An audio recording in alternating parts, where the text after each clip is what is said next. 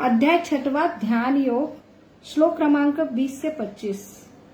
यत्रोपरमते चित्तं निरुद्धं योग सेवया यत्र चैवात्मनात्मानं पश्यन्नात्मानि तुष्यति सुखमात्यन्तिकं यत् बुद्धिग्राह्यं यतीन्द्रियं वेत्ति यत्र न चैवायं स्थितश्चलति तत्त्वता यं लब्धा चापरं लाभं मन्यते नाधिकं ततः यास्मिन् स्थितो न दुःखेन गुरुणापि विचालयत् तं विद्या दुःख संयोगं वियोगं योग संहितं सनिश्चेतेन योक्तव्यो योगी निर्वण चेतसा संकल्प प्रभावन कामास्त्वक्ता सर्वा न शेषतः मनस्सैवेन्द्रियगामं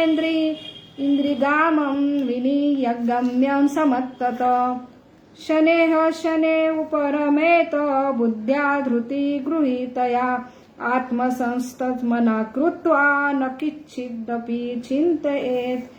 यहाँ पे जो 6 श्लोक है 20 से 25 तक, तो ये जो योग की क्रिया है तो ये सबके लिए आवश्यक है। तो ये क्यों बोला गया है योग? क्योंकि हम सब जो है एक सच्चिदानंद आनंद के हमारा गुण धर्म है, लेकिन हमारा सही गुण धर्म हमारी विस्मृति हुई है। और जैसे एक शरीर है हम, और उसके अंदर हम एक व्यक्तिमत्व है आत्मा। जैसे एक व्यक्तित्व सिर्फ ऊपर का जो कवरिंग है, जो कपड़े का वस्त्र का आवरण है, वो खुद व्यक्ति अपने आप को वो भूल जाता, विस्मृति होती है। तब से बाह्य जो आवरण है उसके लिए ही खुद का अस्तित्व समझता है, तो वो अस्तित्व में इतना अटैच होता है क्योंकि वो अभी खुद को ही वो बाह्य आवरण उसकी खुद की परिभाषा बन जाती है। और वो जो सुख है बाह्य, जैसे इंद्रियों का सुख, वही उसको आनंद की स्थिति होती है। अभी उसका परिचय खुद के स्व के ऊपर नहीं हुआ है। वैसे ही जो स्थिति है हमारी, जो है आनंद वयोभाषा, जो वेदांत सूत्र में जीवात्मा की जो सही परिभाषा दी गई है कि आनंद वयोभाषा, ये हमारी ओरिजिनल आनंद की स्थिति है। वो आनंद की स्थिति में जब तक जीवात्मा स्थित नहीं होता है, तब तक वो जो है आनंद, जो सच्चा आनंद स्थिर बुद्धि में स्थित नहीं हो पाता है, तब तक वो विचलित ही रहेगा। और ऐसे बाह्य इंद्रिय के सुख में वो हमेशा मग्न होगा, फिर अटैच होगा, उसे दुख होगा, फिर दुख की मुक्ति के लिए फिर से अटैच होगा, फिर से उसे दुख होगा, फिर से वो वियोग में जाएगा। लेकिन उसको अंदरूनी जब तक आनंद नहीं प्राप्त होता है, जो सही उसकी स्थिति है, तब तक वो बाह्य क्रियाकलाप में ही व्यस्त रहता है। तो ये जो योग है, जो प्रणाली है, तो यहाँ पे इंद्रियों को संयमित करना, मन को संयमित करना, बाह्य विषय वस्तु को ये इंद्रिय मन चले जाते, उसमें उनको आनंद प्राप्त होता है। ये क्यों? क्योंकि अंदरूनी आनंद का अनुभव नहीं है और उसका स्वभाव है आनंद प्राप्त करना। और आनंद अंदर से नहीं, जो सही स्वाभाविक स्थिति है वो नहीं मिलता, वो बाह्य आनंद से अटैच रहते हैं, वो उसके ऊपर ही निर्भर होते हैं। वो यहाँ पे वही स्थिति से हमको खुद को हटा के अंदरूनी जो हमारा आनंद भयो स्थिति है उसमें रत होने के लिए ये सारे हठ योग, अष्टांग योग की विधि दी है। और यहाँ पे अलग अलग जो हमने देखा कि कोई लोग बाहर ये इंद्रिय से परेशान होते, शरीर से परेशान होते, शरीर का स्वास्थ्य सुधारने के लिए योग करते।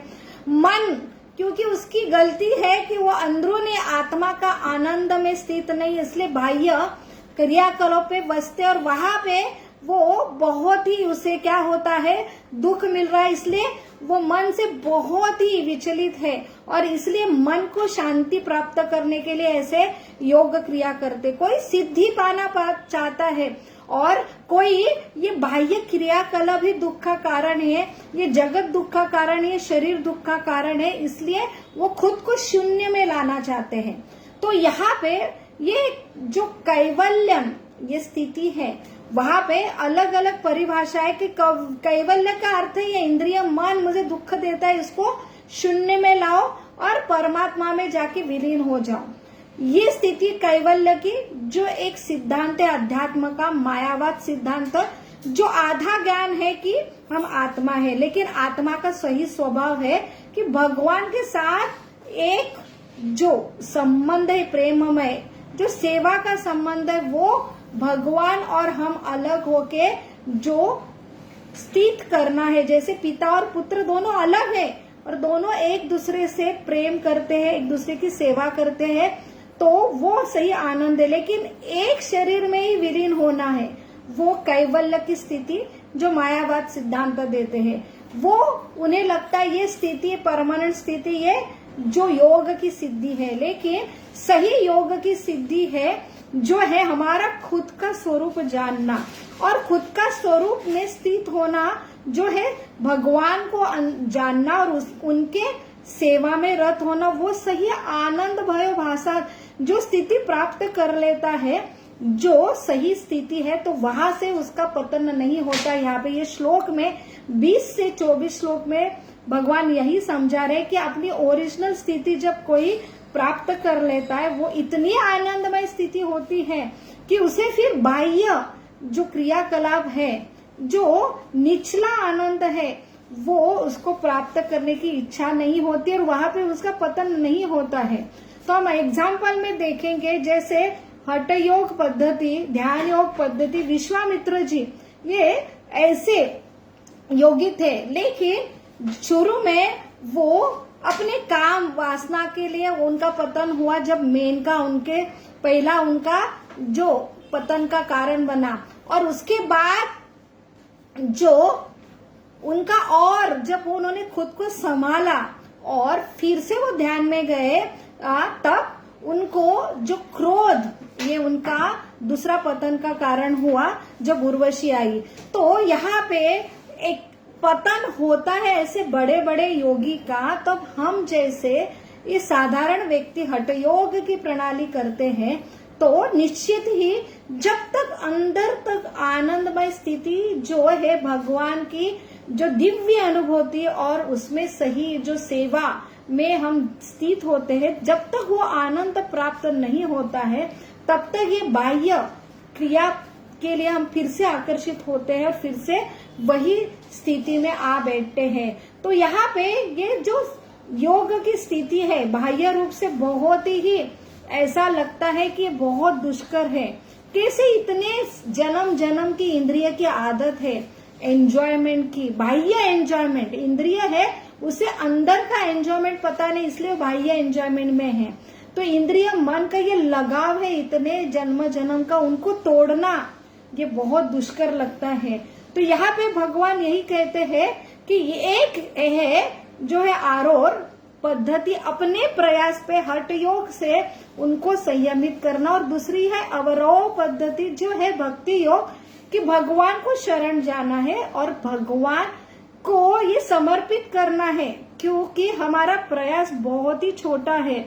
अपने प्रयास से इतना बड़ा जो सिद्धि हमें प्राप्त नहीं हो सकती है, लेकिन अगर हमारा प्रयास छोटा भी है, लेकिन अगर भगवान की इच्छा होंगी तो हमें वो बराबर यहाँ तक हमें वो बहुत दुष्कर कार्य भी बहुत ही आसानी से हमें प्राप्त कर सकते। छोटी सी कथा प्रभुपाद ये तात्पर्य में देते हैं, जो है छोटी चिड़िया, एक दिन समुद्र ने उसकी पूरे अंडे जो है समुद्र के पानी में बहा गए। अभी ये चिड़िया उसका एकमात्र आश्रय था, वो अभी समुद्र को चैलेंज दे रही है कि मुझे ये मेरे अंडे वापस दो। अभी इतनी सी चिड़िया, इतना बड़ा अथांग समुद्र, उसकी बात क्या सुनेगा, लेकिन उसमें कोई रिस्पॉन्स नहीं आता है। समुद्र को चैलेंज देती है, अगर तुम मुझे मेरे अंडे वापस नहीं देता तो मैं तेरा पूरा पानी है वो खत्म करूंगी। वो यहाँ पे वो अपनी छोटी सी चोंच से वो बूंद बूंद पानी लेके जाती है और समुद्र का अस्तित्व नष्ट करने के लिए प्रयास करती है। तो भी ये बहुत ही हास्यजनक है कि इतनी सी चिड़िया इतना बड़ा जो कार्य कैसे सफल करेंगे। तो वहां पे वही स्थिति, इतनी बड़ी इंद्रिया की, मन की, हमारी बाह्य कार्यक्रम में इतने जन्म से है, अभी उनको संयमित करना ये बहुत ही दुष्कर कार्य है। लेकिन वही चिड़िया का प्रयास देख के उसके बारे में चर्चा होती है और वहां पे वो चर्चा गरुड़ जी तक आ जाती है। गरुड़ जी को समझता है ये मेरे ही ये जाति की छोटी सी चिड़िया प्रयास कर रही है। गरुड़ जी जो भगवान के विशेष वाहक है, भगवान के पार्षद है, भगवान का एक एक्सपांशन स्वरूप है, वो वहां पे चिड़िया की मदद के लिए जाता है, समुद्र को ललकारता है कि इसके अगर अंडे आपने वापस नहीं किए तो मैं आपका अस्तित्व खत्म करूंगा। और वहां पे समुद्र वो चिड़िया के अंडे वापस देता है। तो हम सिर्फ प्रयास कर सकते हैं, लेकिन भगवान ये कृपा करते हैं हमारा प्रयास देख के, और उनकी कृपा से ही ये मन इंद्रिय संयमित करना बहुत आसान होता है। वही ये सिंपल भक्ति योग की पद्धति है जिससे भक्ति से योग जो है इंद्रिय मन संयमित करना और आनंदमय स्थिति भगवान का जो साक्षात्कार होके भगवान के भक्ति योग में सेवा में रत होना, वो आनंदमय स्थिति इतनी होती है कि बाह्य फिर इंद्रिय के मन के कार्यकलाप अपने आप वहां पे समाप्त होते हैं। और फिर ऐसे योगी का पतन होना, ये क्या होता है, पतन होने की संभावना नहीं होती है। ऐसा योगी बहुत ही अपने स्वाभाविक स्थिति में स्थित होता है।